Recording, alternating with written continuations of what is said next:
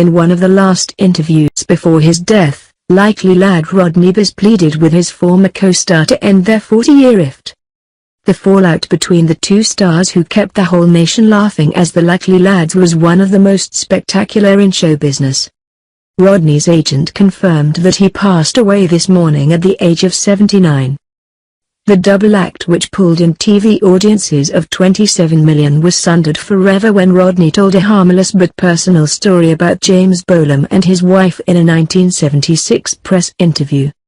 He rang to apologize the next day, but New Tricks star Bolam put the phone down and the pair didn't speak again for 4 decades. Not even the sudden death of Rodney's wife Daphne, 73, was enough to soften his ex-co-star's heart. "I got letters from people from all over the world," Rodney told the Mirror in 2015. "But there's not a letter from Jimmy about Daphne dying. I didn't expect him to get in touch. It would have given me a dreadful shock if he did. He knew her very well. We were all great friends when we worked together. It was terrible. She had a stroke and died in 4 weeks. She could have lasted 4 or 8 years in a nursing home, but just 4 weeks it was all over." The original black and white Likely Lads series, set in Newcastle, ran from 1964 to 1966, and was followed in 1973-74 by the equally popular Whatever Happened to the Likely Lads.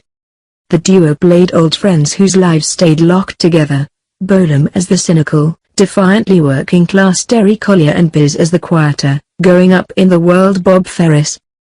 Their 40-year estrangement formed part of Rodney's one-man show at the Edinburgh Fringe in 2015, Whatever Happened to the Likely Lad?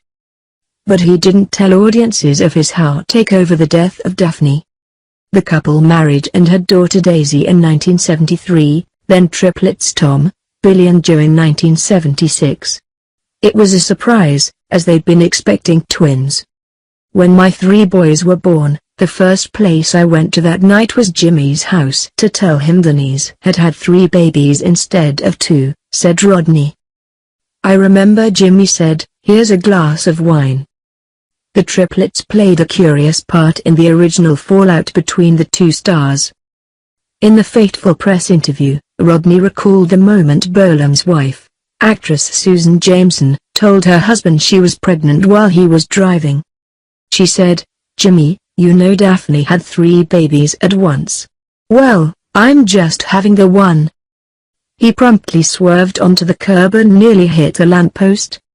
Rodney realized his innocent anecdote may have overstepped the mark, so made the phone call that was his last ever communication with Bolam, now 82. "I would love to be friends with him, but he doesn't want to be friends with me," he said. "I can't be like Jimmy. I can't be that angry. We're different animals." Sunderland-born Bolam went on to star in the drama When the Boat Comes In, Comedy Only When I Laugh and the Beiderbecke trilogy. He was serial killer GP Dr. Harold Shipman in a docudrama and until 2011 was in BBC crime drama New Tricks. He got an MBE too.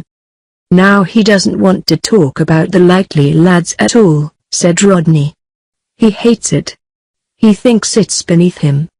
It's not beneath him, it's what made him. Terry was the best part he could ever be offered. That's what he's remembered for. He thinks it affected his career as a great actor. That's the trouble with actors, they get egos." Originally from Bingley, West Yorkshire, Rodney's family later moved to Luton and he was in BBC plays from the age of 12 before national service in the RAF and a stint at famous drama school RADA, where he was expelled in his final year. He won parts in 60s TV shows including Dixon of Doc Green and Z Cars and was in the 1963 film version of Billy Liar alongside his close friend Tom Courtenay. Just as he found fame in the Likely Lads, he met Daphne, his second wife. She was head buyer at Bieber, the trailblazing clothes store that helped make London the world's most fashionable city.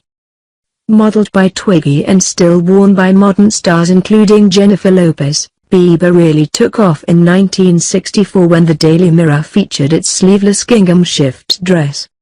All through the 60s and early 70s, Rodney and Denise lived a glamorous life. Money rolled in from his TV and voiceover work, and he was often be seen driving around the fashionable areas of London in his Bentley or convertible Porsche, or rubbing shoulders with superstars in nightclubs.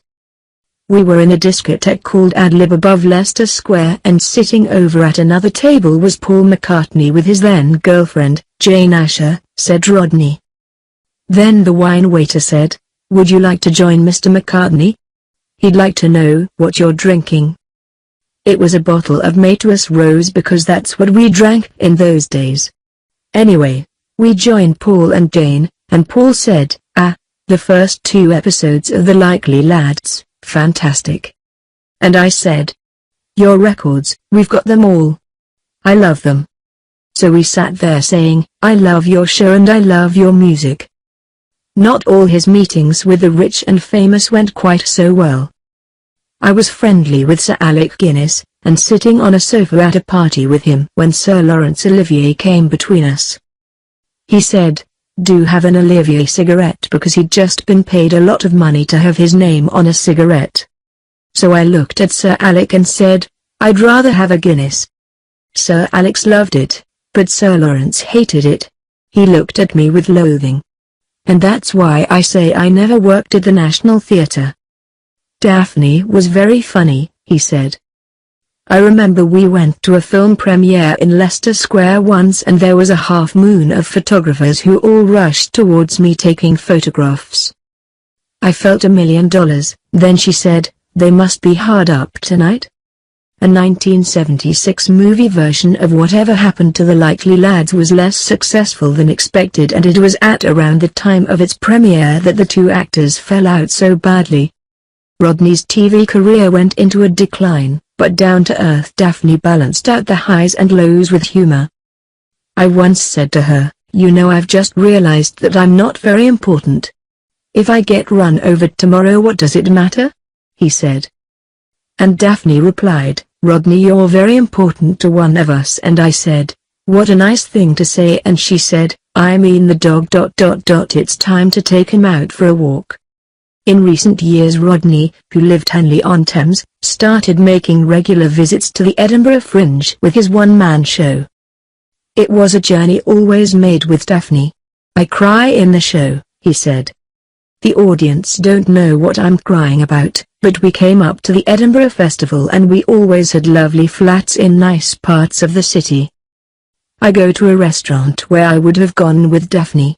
So everything, anywhere I go in Edinburgh has memories. And when she died, I did consider cancelling the show because there I would be telling jokes and wonderful stories. But it would have been wrong of me to do that. You have to carry on."